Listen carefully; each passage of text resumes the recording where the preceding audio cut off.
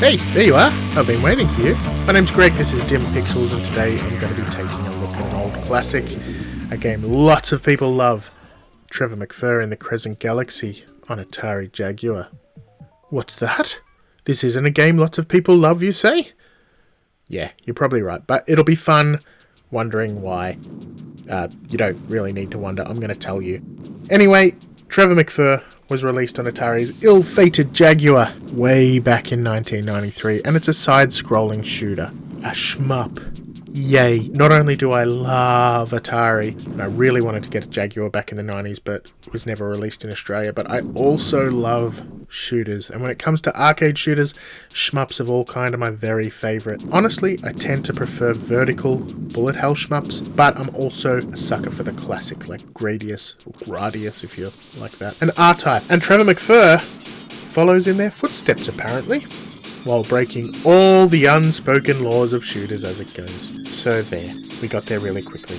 Trevor McFur is not a great game, mainly because it commits so many crimes against the shmup gods. But it's not a complete loss. Let's take a look at the good bits, shall we? Firstly, for the time it was released, it looked pretty. It used faux 3D effects and was incredibly colourful, with the Jaguar touting itself as a 64-bit system when every other was still only 16-bit. It really did look different. Of course, time changes everything and it's not so pretty now, but still pretty cool in my opinion. Secondly, there are plenty of interesting power-ups. In fact, if you've seen the terrible Jaguar controller, there were enough power-ups to be mapped to the number pad, which meant you could use any item you'd collected at any time. And even better, you keep those items between deaths. So if you want my advice, spam away. And thirdly, there are 5 main missions. You basically have to beat all 4 moons in order to unlock the primary planet, but you can choose any of the 4 moons right from the start, which is kind of fun. But that is probably also the end of the good bits. So here we go, on to the crimes. Crime number 1. Enemies that do shoot fire tiny, fast-moving bullets. They're hard to see and even harder to avoid. Yuck. But not only that, there are also some highly targeted shots which fly directly at you very quickly indeed. Everyone loves that in their shmups, especially when you're too close to dodge. Yeah! Crime number 2. Each mission consists of 2 levels. The first is in space, while the second is down at ground level. In space, the main obstacles are asteroids, and like the game Asteroids, when you shoot them, they break up, and the resulting pieces move forward, toward you, faster than they were originally travelling. It takes a while to learn, but you basically need to just try and avoid asteroids or you'll die a cheap death, as I did over and over and over again.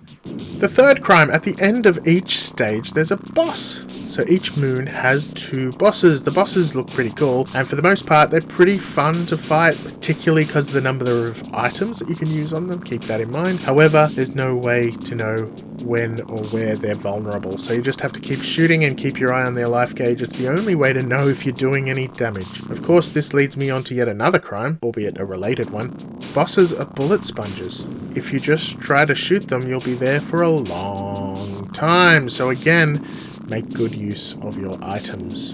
Crime 4th. Down at ground level, the game uses parallax scrolling to great effect, and generally, foreground objects don't hurt the player, except when they do.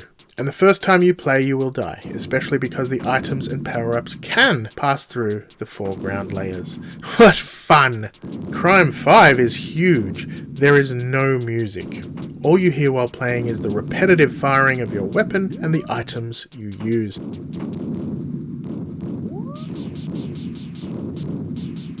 I don't know about you, but to me, music plays a massive part in games. Arcade games in particular. If a shmup doesn't have a kick-ass metal soundtrack, I'm disappointed. And one that has no soundtrack at all? Poop. The next crime, aka the 6th one, is another shitty, cheap, crappy crime. Yes, there are screen-clearing bombs in the game, except sometimes they don't clear the screen, leaving just a small pebble behind from one of the asteroids, which plows into you because you were celebrating clearing the screen and not looking for errant asteroid shards. Screw you, Trevor, and all your fur. Crime 7 is actually a pretty common crime for games like this, and that is the Gradius effect, when the game difficulty increases but death removes all of your funky upgrades, so the game gets harder simply because you died. Now, I wouldn't say that Trevor McFur gets harder. It's hard all the time because of the cheap, crappy crimes that it commits, but the fact your weapon and your bomb can both be upgraded up to 6 times, only to lose those upgrades when you inevitably shoot an asteroid that breaks up into smaller asteroids right in your face, well, that's also cheap and crappy, and I don't like it. In fact, I was rarely able to upgrade more than once anyway because I was dying so often. And the last crime? Well, it's not a crime against shmups, but a crime against the gaming gods in general, hiding the good bits behind dull bits. As I mentioned earlier, the start of each mission, the one in space, they all look the same. There are some different enemies and the backgrounds change a little, but they all feel pretty much identical. It's the second part that really switches things up, and if I'm honest, it's the part that I really wanted to play, but by the time I get there, I'm lucky if I only have 1 or 2 lives left, because yep, there are 3 lives and 3 continues, so you only have 9 lives to get through all this shit. As a result, 30 minutes was all I could manage. By that time, I died on every moon. I got to each second stage, but I died almost immediately on reaching there, and although I wanted to see each stage a little more, I really didn't want to go through the frustration of playing through the other bits, so I just gave up. Does a part of me want to see the last levels? Sure, but I think I'm going to look for a Let's Play. Is it terrible? No, but it's close. Could it have been better? Absolutely, there's no arguing that here. Could it have been good?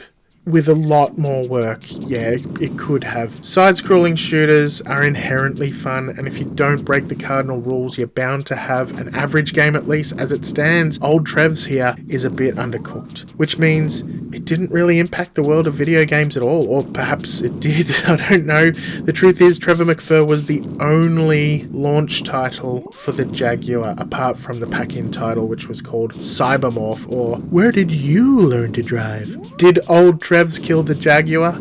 I'd say it's a solid maybe. Probably not on its own, but maybe. And it also had no impact on shmups that came after either. I mean, look at when this game was released. So many amazing shmups had already come before. In fact, this was pretty much the golden age for shoot-em-ups, with massive titles in the Gradius, Parodius, Raiden, Aleste, I don't know how to say it, Twin Bee series, all releasing in the years prior. So it made sense for Atari to want to have a shooter on its platform. And while there were plenty of shoot-em-ups to come after, it's safe to say none were heavily influenced by Trevor McFur. So should you play it? In my opinion, if you have the means, you should play whatever you can get your hands on. It's all part of gaming history, but this shouldn't be anywhere near the top of your list. As a huge fan of the Jaguar, I was really looking forward to playing this, and in some ways I even enjoyed it, but there were more frustrations to be had than celebrations. Given the fairly consistent scores of poor to middling, although Atari ST user gave the game 90%, in no world does this game deserve 90%. Anyway, it was never ported or remade, which means if you do want to play, you'll need to get the original hardware or an emulator. However, you can play the game in full as part of Atari's 50th birthday celebrations. There was a game they released, a title which was cleverly called Atari 50. If you're a retro fan, Atari 50 is a must-buy. I was really looking forward to playing Trevor McFur in the Crescent Galaxy. It wasn't a complete lost cause, and I can say that I did enjoy the 30-odd minutes that I played, but honestly, I don't need to play it again, and I think that says enough. Anyway, thank you very much for listening, and I hope to see you back here again sometime soon. Let's play all the games.